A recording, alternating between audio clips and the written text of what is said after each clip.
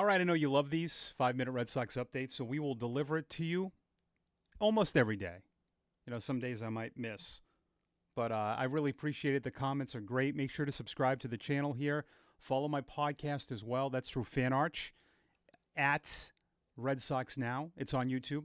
And just a quick story. I saw that ad. They were looking for podcasters. It was on LinkedIn, believe it or not. I've had a few people reach out to me and say, how did you do that? It really wasn't anything special. Saw the ad, met with them 3 times, and I think, they like my background. A huge advantage, I think, there, being a professional baseball broadcaster, radio, TV for 29 years, and, being from this area, have a pretty good pulse on Red Sox-related news. So, and I love it. I love doing it. I haven't made any money off it either. That's the other thing. People think I'm making all this money.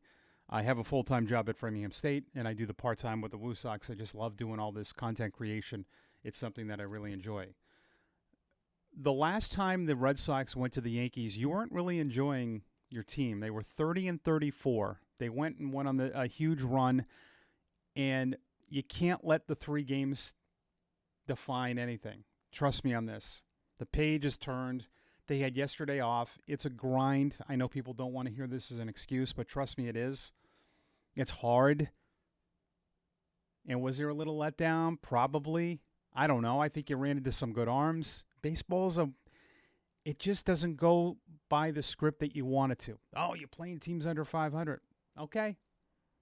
Alcantara threw well that first game against you. You didn't have a base runner. You won that game. You faced that game Sunday against Junk. I understand that the Campbell screwed that up. You still, but you had a tough time scoring runs, but you faced some good arms. Rogers is really good. ERA of under 1.5. You don't see that much. I know he doesn't qualify for the ERA title, but he's pretty good. In reality, if you got 1 hit the other night with bases loaded, nobody out in the 8th inning, we're probably not as bitter today. You end the 2-game drought. You finish 3-2 on the homestand. You keep that streak of, I think it would have been 6 straight series that you have not lost at home. But the last time you went to Yankee Stadium, you weren't playing great, and you played great for a while against New York twice, Tampa, and Seattle. What's coming up is terrific. I kind of like this situation. You probably think I'm nuts, and that's fine. I like my drama and entertainment in my sports. It's what I like about the WNBA, to be honest. I love that Caitlin Clark is kind of this villain. That's good theater. That's good TV. The NBA to me is boring. Players are boring. The stars are boring. Remember, I grew up with a dream team. Those guys were ahead of their time. Larry Legend, Magic, the Mailman, Ice. We called all these guys, they all had nicknames. We don't do that anymore. What do people call Tatum and Durant? I mean, they call him King James, but it's boring. This is not. The Yankees were here. You were here. Arch rivals. Yankees have won 5 in a row. You're down a little bit. You're neck and neck in the wild card. You have 4 games in late August.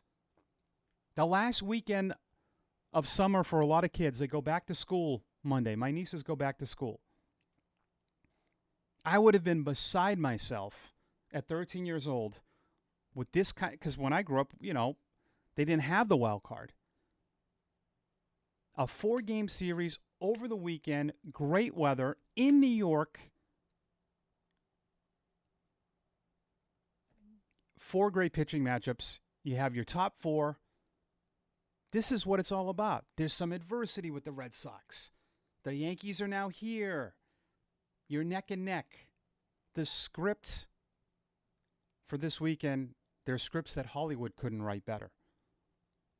A few weeks ago, we didn't think maybe this series would be like this. I love how big this weekend will be, and I can't wait to talk about it all weekend. Red Sox, Yankees, enjoy. Have a great weekend, everybody.